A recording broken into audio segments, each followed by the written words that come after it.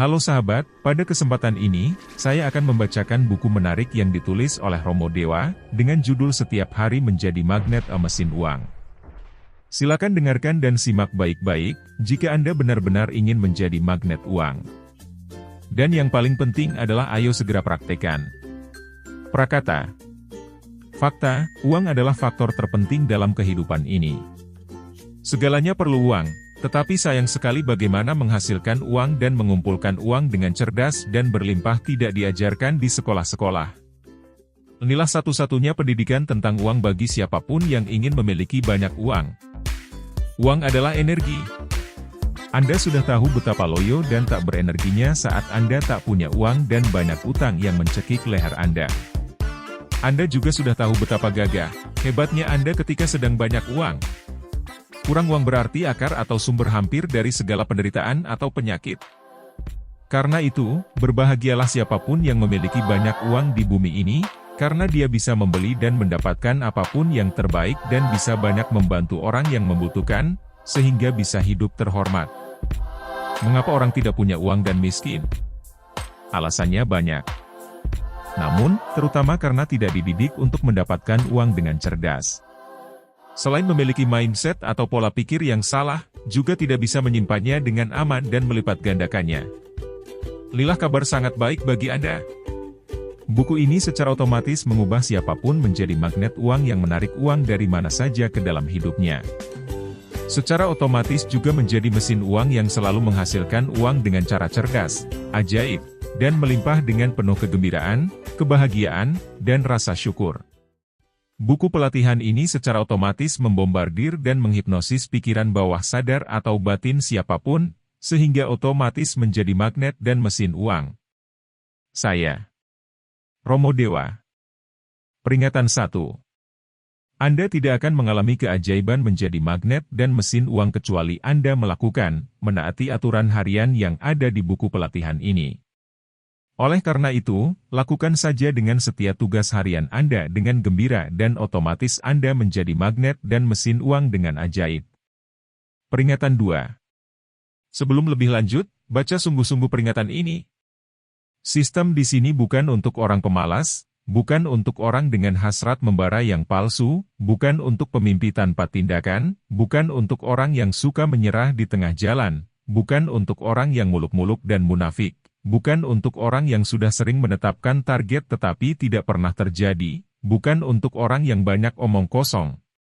Sistem ini hanya untuk orang yang ulet, pantang menyerah, sungguh-sungguh, berani bekerja keras untuk hidup yang lebih baik dan kaya raya, untuk orang-orang tekun, untuk orang-orang sabar, untuk orang yang benar-benar merindukan banyak uang, menjadi kaya raya dan berkelimpahan harta dan bahagia. Kesuksesan dan sistem ini hanya akan bekerja untuk orang-orang yang punya nyali, keteguhan, dan tekad tak tergoyahkan untuk mengikuti langkah-langkah dalam sistem ini. Hanya untuk orang yang serius dan benar-benar ingin banyak uang. Untuk orang-orang yang berdedikasi dan bertekad tanpa menyerah untuk menjadi kaya raya. Bukan untuk pemalas, tetapi untuk orang yang tekun dan rajin dan sungguh-sungguh. Untuk orang yang siap dan senang kerja keras untuk hidup yang lebih baik. Untuk orang yang berpegang teguh pada tujuan dan kerja dengan dahsyat. Prolog. Pada suatu hari, seorang murid bertanya kepada gurunya tentang bagaimana caranya agar keluar dari kehidupan rata-rata atau miskin dan menuju kehidupan yang bahagia dan kaya raya. Sang guru menjawab, carilah suatu daerah yang paling miskin, dan di daerah itu, carilah rumah yang paling jelek, rumah orang termiskin.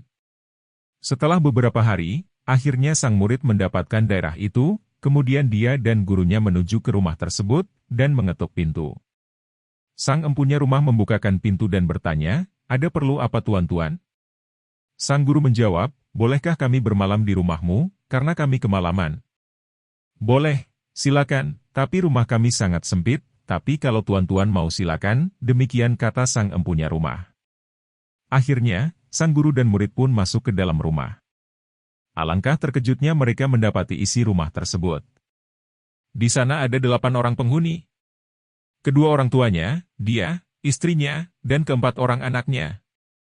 Tampang penghuni rumah ini begitu dekil, tubuh mereka kurus-kurus.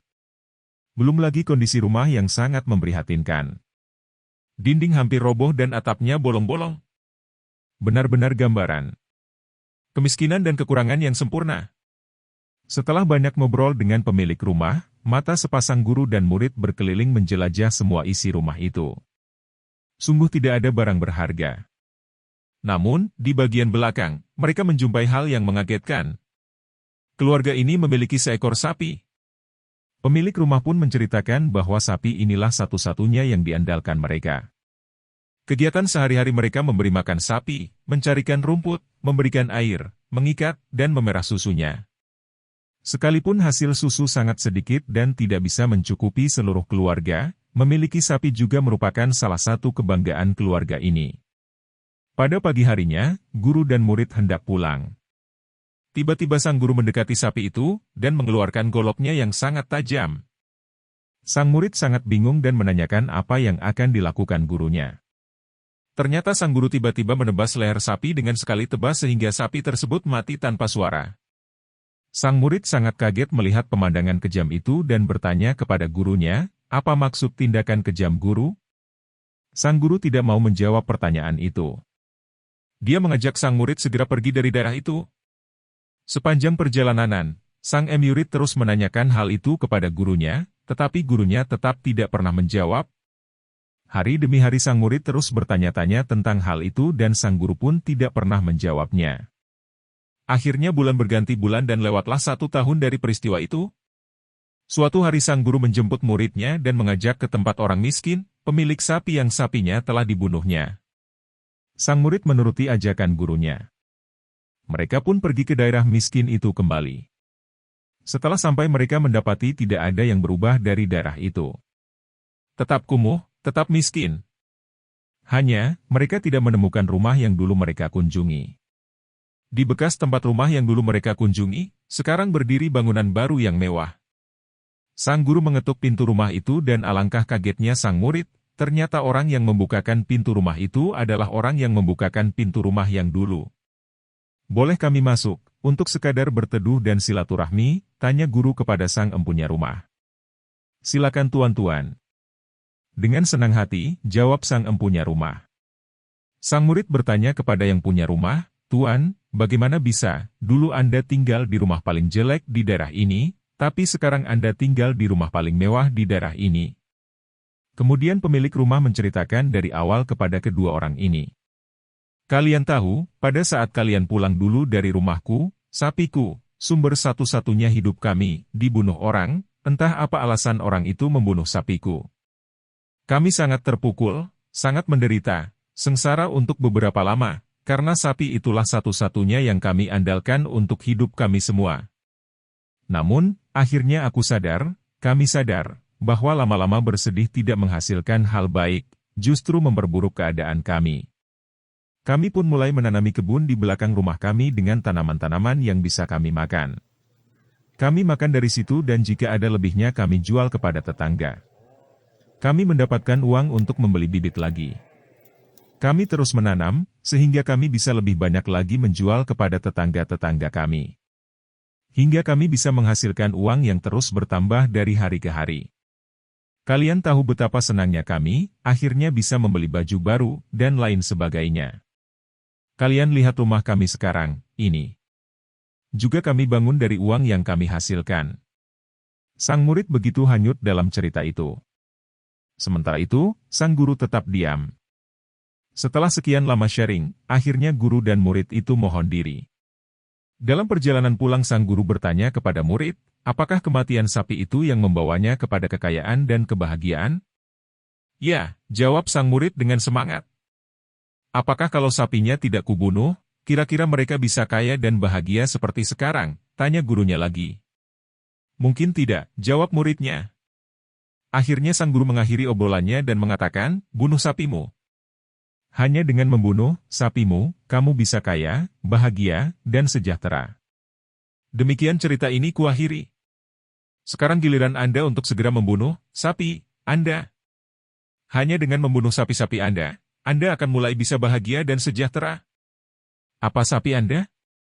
Sapi ini mewakili kemalasan, banyak alasan kebodohan, kelambatan, ketidaktegasan, kerakusan, penundaan, ketidaktepatan waktu, kebebalan, kecurangan, keluh kesah, kesombongan, hobi yang berlebihan, kebiasaan buruk, kecanduan, keyakinan yang keliru, dan hal negatif lain yang melekat pada diri Anda.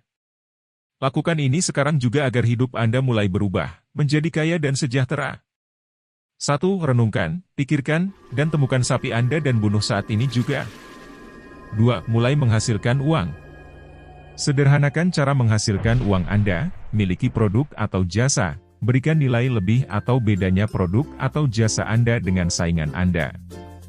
3. Pasarkan dengan cerdas, marketingkan dengan cerdas, disiplin, dan hebat. Selamat datang pada kehidupan Anda yang baru. Selamat datang dalam kebahagiaan dan kesejahteraan hidup. Demikian video kita kali ini, sampai ketemu kelanjutan dari isi buku Setiap Hari Menjadi Magnet Mesin Uang, di episode berikutnya. Sampai jumpa.